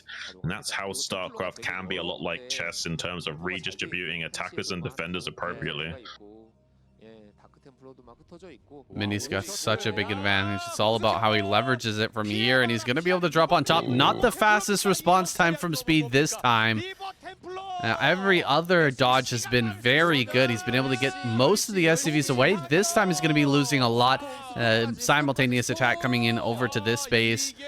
There's just a little bit too much available to Mini. This Storm actually doesn't get a follow-up, and so most of those tanks over there at the 3rd will survive, and maybe he can reestablish the base over here at 12. It's still a very difficult position, but maybe Speed can still stabilize. Dude, I can't believe we're still in this game, but it's still going here, and Speed is still hanging in there. It's wild, and maybe he can reestablish this base, and he's actually kind of getting up there in supply. 120 is not too bad. He was sitting at 100 for a really long time. Yeah, I mean, I was a little bit surprised that Mini was holding his storms so much. I think he wanted to get more damage with his Reavers and save the storms for clearing the army that came to resecure the location. But I think he missed a trick there, and at least throwing down one storm onto that SCV train as it evacuated would have paid dividends. I'm not so sure if that was the most wisest of decision to Mini, because he is opening himself to comeback potential from Speed. Though Mini trying to consolidate his lead by taking the 6 o'clock. If he does somehow get the bottom left base set up as well, having all 3 rally points available to you is basically a checkmate move for Protoss players, and Speed knows it. I think he's actually got a couple of vultures down there waiting to scout for a probe that attempts to try and set up another rally point. You can't really contain 3 rally points and deal with 3 bases worth of rally coming at you like a Sauron Protoss style. Once there's 2, though, you can still make that work as Terran. So for the time being, Speed technically in this game. Mini, though, going to be looking to secure this bottom left base and set up that win condition. I think we've got one more max out for Speed, potentially. He might be able to get, 160, 180. Oh, unless Storm drops here. D-Matrix going down. A lot of SCVs falling. But he actually kills most of those Templar before they can really get too much damage off. And will maintain this base, maintain a pretty reasonable SCV count. He's still here at 140. I think we'll see him get to about 160, maybe 180, and go for a push. But that might be the last one if he doesn't get another base online. Yeah, I have a feeling that Mini is just going to keep these shenanigans going the entire time while securing the bottom left rally point.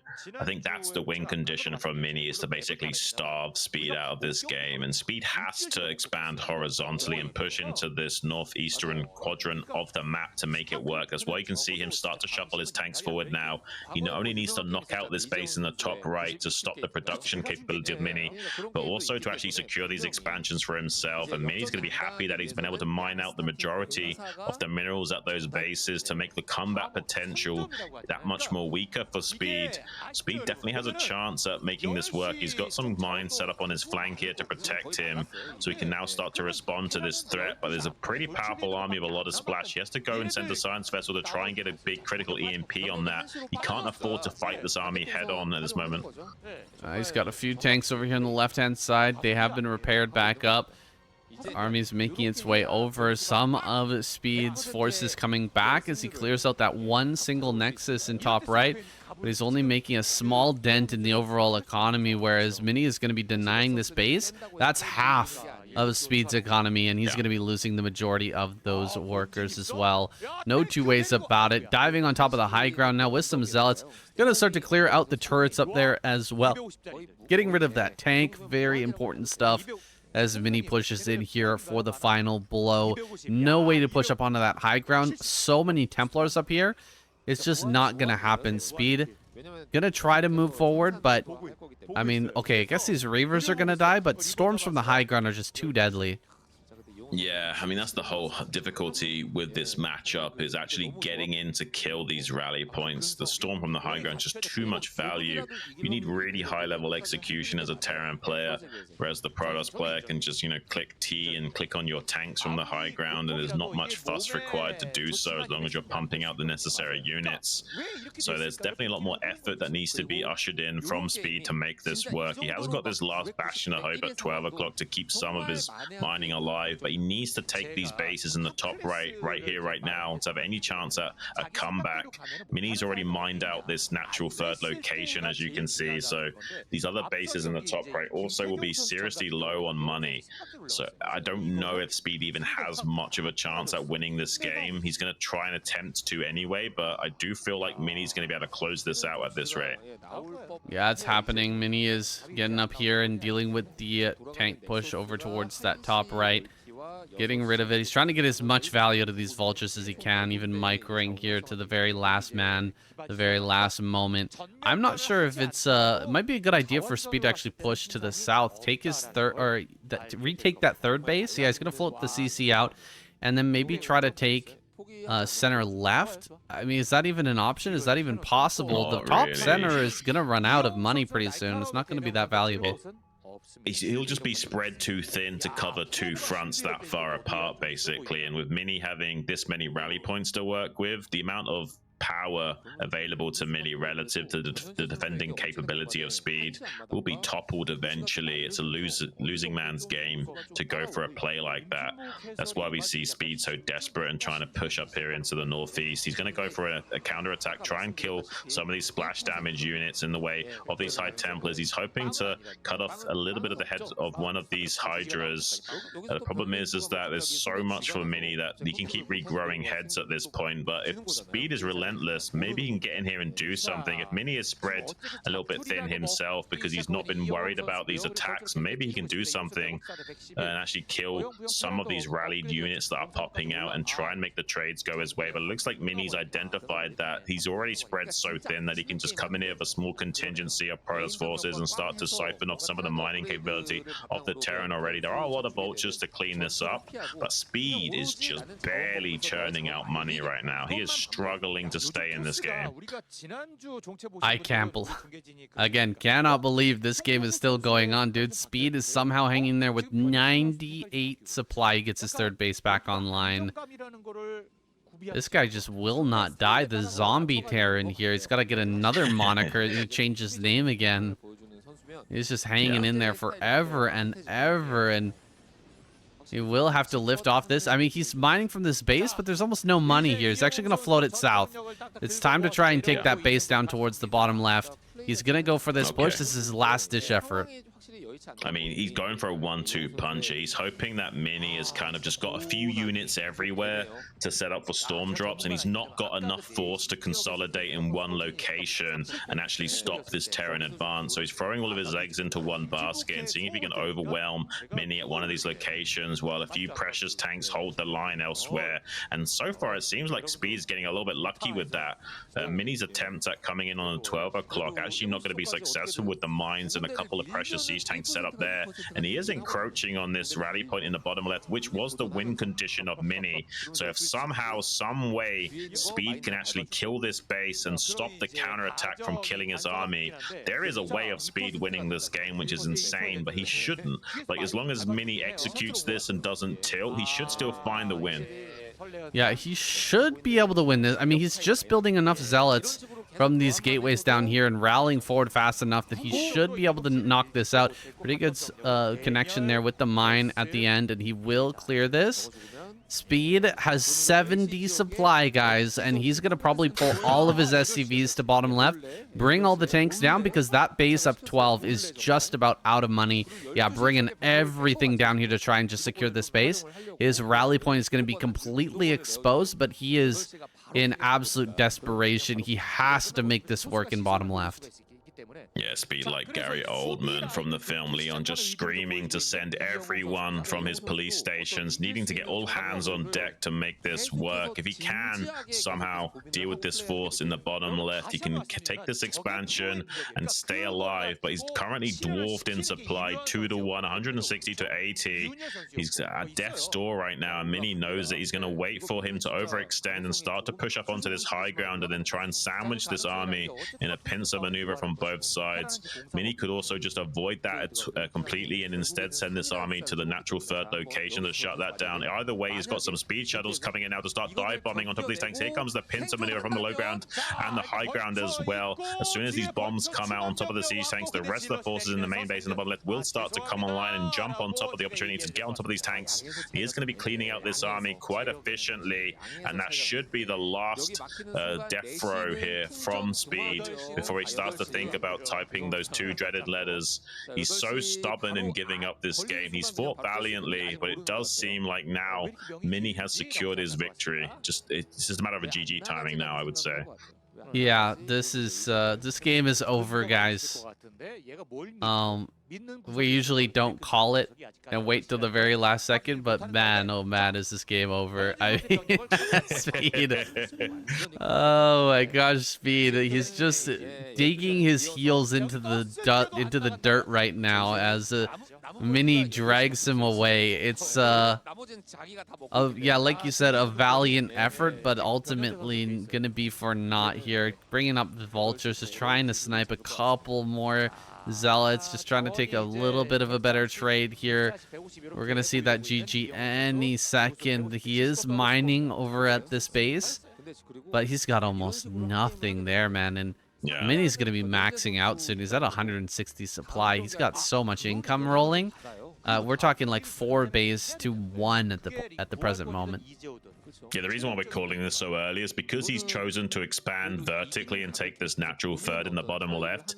He can't afford to protect his own rally point and his own production while defending that base at this much of a deficit. So Mini can like launch counterattacks coming up into it on the production line of the Terran. We can see Speed trying to go for some kind of win condition of killing off these probes that are mining as much as he can, but this is kind of the acts of a desperate man in a dire situation right now. He's even long distance mining gas across the entire map rather than resecuring the gas at that base in the bottom left. So he's not even efficiently mining gas right now. So it's mainly just pure vultures you're seeing. I think there's a little bit of frustration coming out from Speed because he felt so close to securing this game and was unable to do so. He's going to have a tiny bit of fight left in him, finally building that gas in the bottom left after realizing he can't produce tanks. I think he's in a little bit of autopilot mode, trying to do a lot with a little. He might somehow get lucky against Mini if Mini chooses to overextend, but as long as Mini doesn't just throw away the game, this should be a slow but sure death of Speed. Speed's still moving around. I mean, he's got back up to 87 supply. It's not nothing. The army is just so much bigger here for Mini. I mean, he hasn't brought everything together. I kind of want Speed to win. Can you imagine? Can you imagine if Speed kind turns of this ridiculous. into a win? I've never wanted to be more wrong in my life. I would love to be wrong and Speed somehow win from this position. And Mini tilts because he can't close out the game. He's like, why are you leaving? Disgustingly tilted. I mean, he would have to tilt so hard. It's just an irredeemable tilt at that point. He's gonna go ahead and shoot this Reaver. Okay, finally getting some splash on these tanks. This attack is gonna be shut down in short order here. All the Dragoons are probably gonna die, and the Reaver goes down as well. Hey, there's something, but GG is called. Woo! What a cast! What a game! Holy! Yeah. Wow. I mean, not only did Zerg not show up, but that was a crazy game. It looks like KCM was like conflicted there. Do I clap for that or not? Like he had his hands kind of poised for a clap and then kind of thought better of it. It was like, I don't even know what to make of that game. Wow. I mean, Speed is something else, man. He really is. Yeah. Different animal, man. I mean, tiring out Mini for the final boss. Yeah, that is a good point. Maybe Speed just helping out his teammate Light getting him tired for that think so. last game. That would make sense, to be honest with you. That is definitely a factor in StarCraft. Conditioning is a big component, especially if you have to play multiple games in a row like that. If he can tilt Mini a little bit, it's going to make it that much harder for Mini to keep a clear head and how to deal with Light, who is the best Terran on the planet right now. So maybe Speed will be able to get Light that much needed victory in this series. Speed really wanted that win. I don't think I've seen a StarCraft player want to win more than Speed did in that last game. Like, he really wanted that win. It was basically like having an animal in a trap and he's just gnawing off his own limbs to escape the trap, you know what I Yeah, mean? something like that, man. It's like you're fighting an MMA player, and you punch him in the face, and he's completely knocked out, but he's still standing up and swinging at at nothing, at air. Just pure willpower, yeah, keeping him on his pure feet. willpower, absolute pure willpower, adrenaline or something like that is keeping him going. But eventually, Speed did have to tap out, and now we're here with Mini versus Light, final game of the night. How has that last game put its mark on Mini? Yeah, how's it affected him? I wonder, is he going to be a little bit tired out after that Speed game, or is he going to be on point? Yeah, we'll have to wait and see. I mean, it did kind of seem Mini was a little bit frustrated with that game. That was not a clean victory from Mini by any stretch of the imagination. I mean, Speed really did frustrate him, at least seemingly so, with the army movements and the shenanigans we saw go down. And I think if Mini's playing that sloppy in this game against Light might have a field day with him and put some points on the board for Terran here. There is that distinct possibility. Light over here in the top left. We got horizontal spawns with Mini in top right. And Light just looks like he's going to play a completely standard game. He's got the gas, the SCV's pulled off of gas. He's made his Marines here. He's going to be taking this expansion shortly with a Vulture, most likely. Mini trying to put on that pressure with the Marines. Going to be marching over here into this natural. And now up into the main. Will Light be able to deal with this effectively? He's got the nice setup. So for sure, he's not going to take any damage. Mini just backing away, realizing that that spot is just a little bit too well fortified. Yeah, I imagine we're just going to be seeing the Nexus thrown down in just a few seconds here. There it goes. 23 Nexus is about as greedy as you can get when you go for these gas-based plays and you don't really want to skip range too much. It depends on how much you want to produce on this gateway. If you go range and constant production on the gateway, you can't afford to take the Nexus so early. Seems like he's doing a bit of a middle-of-the-road play here. Not too greedy, not too... So what is he going to get maybe in here and do some damage to that Vulture, but doesn't actually get the snipe on it. Mini really wanted to kill that Vulture there to deny the scouting and mine potential, but was unsuccessful in doing so. That might tilt him a little bit because he's taken a lot of damage on this Dragoon, as well as losing that Zealot for free to try and go for that, and was unsuccessful. Light can now repair this Vulture, and he can also potentially unload the bunker and push out with the Marines to buy a teeny tiny bit of time for the Vulture to slip out if he wants to. Here we go. Yeah, he's got to be careful with that Dragoon. Doesn't want to be losing that thing, or at least losing any more health on it, and so he has to pull back, allowing the Vulture to slip out on the map. Now he'll have to retreat back home, make sure that that can't slip in, and there's a possibility we could see some mines get laid in some pretty good strategic locations for Light. This is looking already a little bit Light favored, but there's not really any comparison to some of the other advantages we've had in this series so far. Yeah, that's an astute observation, saying it definitely isn't that cut and dry. I definitely like Light's position. I think most Terrans would, if you could say, oh, would you rather take over the controls for Light or Mini right now? I think like 70% of people would say Light if race wasn't a factor. So I definitely like his position still in this game, but it doesn't mean he's out of the woods. I mean, I've got that support bait coming on fairly early for Mini, and a few good Reaver Scarab connections is all it takes to make up the difference in that deficit. So certainly not enough lead to consolidate yet. No, not at all. And so Light here is going to have to play a really solid game. Mini going to be looking for that Reaver damage. He's not quite at the same level as a player like Snow when it comes to that Reaver control, but really nobody is. He's head and shoulders above everybody else. So players like Light, who are kind of used to taking on Snow and fighting it back against those Reavers, are kind of growing exponentially, and it's becoming harder and harder for these other Protoss players to actually fight with Reaver.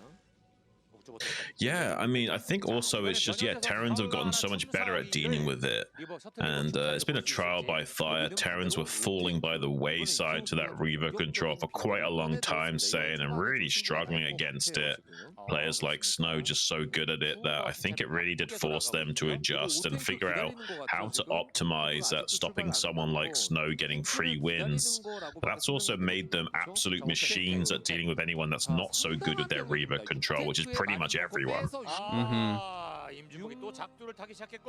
Drop coming into the main right as this push comes out. Dude, this could do a huge amount of damage. I'm surprised he's not going deeper with this, but he's landing right at the edge of the base, not really understanding that, oh no, there's nothing here at all. This is just free reign in the main base. It's time to actually pull up the ramp possibly here. Mini, he's going to lose a lot, probably lose his natural, but so many SCVs are going down for Light. Don't take this fight, run up that ramp. That's a perfect decision from Mini. That's like 13 SCVs already going down to that Reaver. Dragoon helping out. I think that's a total of 14, maybe 15 kills on that Reaver, not including what the Dragoon is able to secure as well.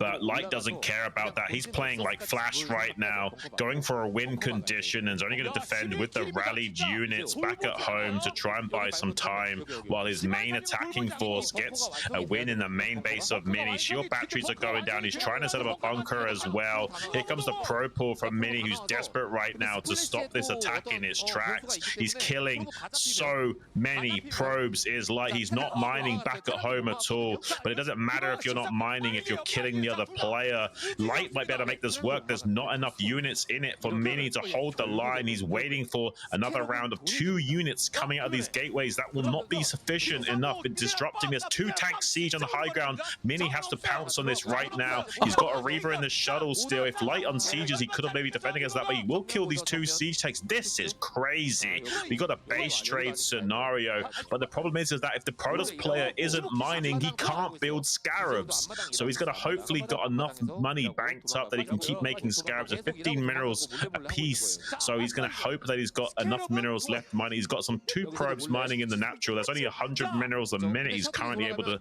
usher in. He's sending back the Reaver to maybe clear up some of these evacuating SCVs, saying this is an absolute wild game. Say that Reaver is on red HP as well. It takes 4 seconds for that Reaver Scarab to dud out, and it does. So he's not killing all the SCVs yet. He's bringing. He could just float this CC all the way back to Mini's base, to be honest with you, if he wants to. It's going to be really crazy. He's killing the probes that are left mining in Mini's base, but this is an absolute wild climax to this series, Sam. Yeah, this is unbelievable. He's trying to mine like a couple more minerals at the natural. Mini's just trying to get a couple more minerals out here. There's just now he got 100 minerals. Actually, Light did back at home, so he can make a couple more things. He needs to actually get over here and shut down. Mini needs to shut down this mining over here at the natural. He's gonna get a lot of SCVs. Yeah, he's gonna finish off the remainder of these SCVs. 120 minerals is all he's managed to get. Oh, now what he a shot. the CC. I mean, he should have started floating this CC all the way to Mini's base, in my opinion, this entire time, and just, start mining from Mini's own natural while securing the tank position and making it impossible for the shuttle to come in and do anything. He's got a few SCVs left alive, enough money to buy SCVs. Mini, though, desperate himself to stop the Terran from killing all of his buildings. Starcraft, when all said and done, is a game where you have to eliminate make every player's... He's going to make a Nexus, this absolute mad lad. It's going to be so hard for Light to identify that at 9 o'clock. He's going to have to play risky to secure that. Light has enough money to make an SCV, so he can still float this other CC as well. I'm so confused why he didn't start floating one of these CCs to Mini's base immediately. He should have at least kept one of the... He could kept one of these CCs back at home, and the other one should have been floating all the way to Mini's base right away, and then he would have had a really strong chance in this game. Well, this is just ridiculous, Sean. I don't know if we can... He's gonna see it. He's gonna see it. He is gonna see it. But, dude, I mean, where did that money even come from for Mini? That money just appeared out of nowhere. I think he must have had something building in one of those gateways that he managed to cancel and just get barely enough for 400. He had something like 300 earlier. Takes a shot here. All he needs to do is just keep on bringing this Reaver forward in between the tank shots and eventually get these tanks burned down. There's only 86 minerals for Light, so he just can't mine. He could make one more SCV and set up a base here, but I mean, what an insane game that would be, Shin. If he gets another base up here, we end up resetting completely from 0 with a CC and a Nexus. Like, what are we even looking at that point? He's not even scouted this 9 o'clock. He actually redirected the flight path of that floating CC, so he doesn't know about it for sure just yet.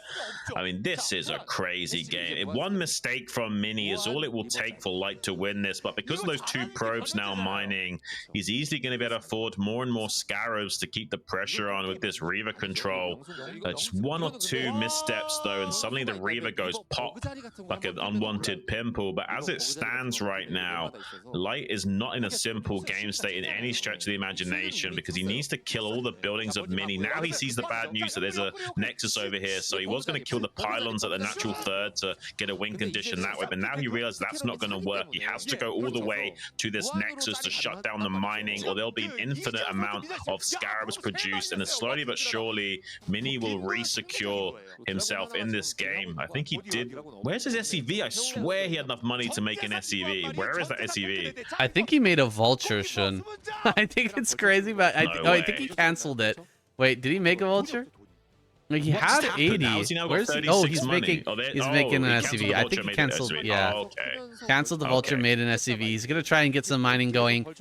He could just go to the CC, siege up all the tanks out of range of each other, and then the Reaver can't do anything, right? The Reaver can't drop. The Reaver can't get shots off. That way he could actually start to mine in the natural again and eventually get this economy back online. There's nothing for Mini. So, you know, Mini has like, what, 3 workers now? No, he's got 5. Okay, 5 workers now.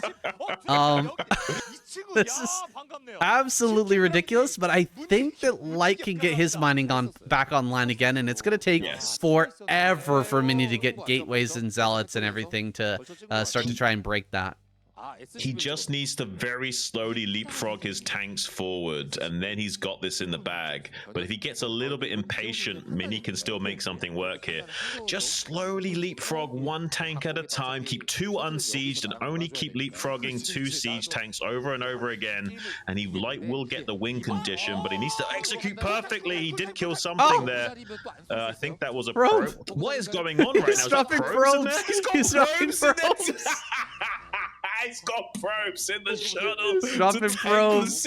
Yes. This is wild right now. Okay, but Light is slowly making progress. Mini is desperate to stop these siege tanks from getting set up at his Nexus location. He's pulling the probes right now, trying to get 1 valuable Scarab on those tanks. Some of these tanks are low on HP, so 1 Scarab is necessary. He does break the shot. He kills the Reaver! Oh, but the Reaver! Cannon shots make the connection. There's still 1 Dragoon left alive with 3 probes, but it's not gonna be enough, saying Light has done it. That's absolutely bonkers insane. I can't even believe what we're seeing here today. What a menagerie were the script writers imagining today, because this is off the chain. Oh my gosh, that Reaver went down. You've got to be kidding me. What a game, guys. SCV's coming off the line to go ahead and repair this. He's going to drop probes on top of the tanks, trying to get this kill. It's so close, but he just can't quite get it. Targeting with the tank should be enough to get rid of that Dragoon. And GG. Oh my goodness.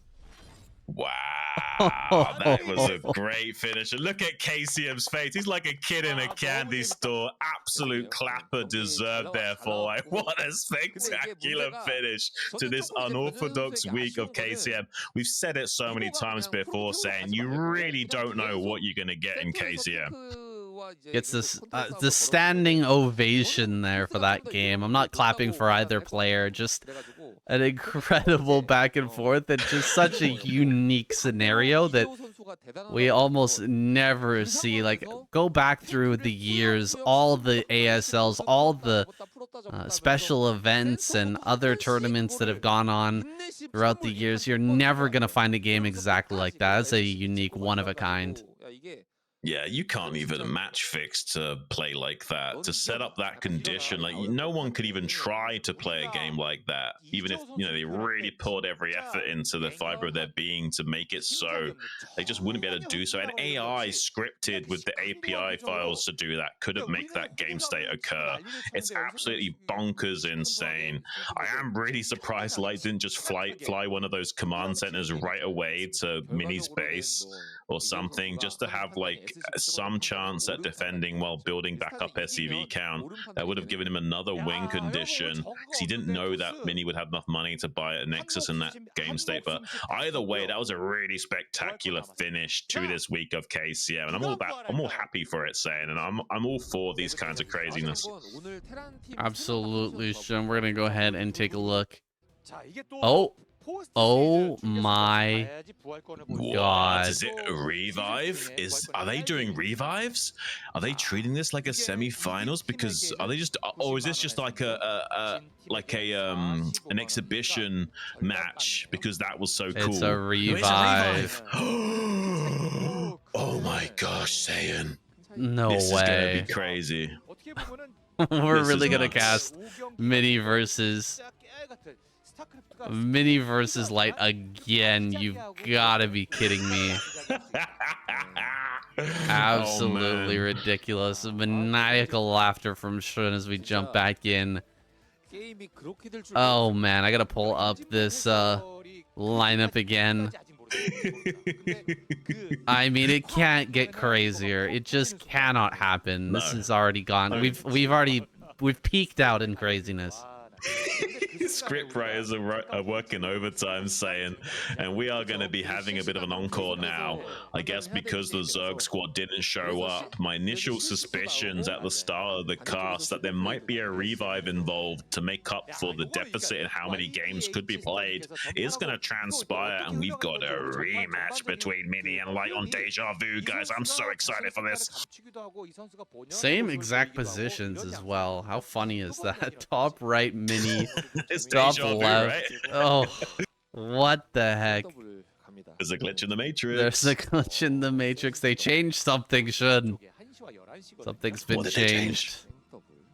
I hope the windows aren't walled off again, saying I don't want to ever leave though at this point. I'm happy to stay.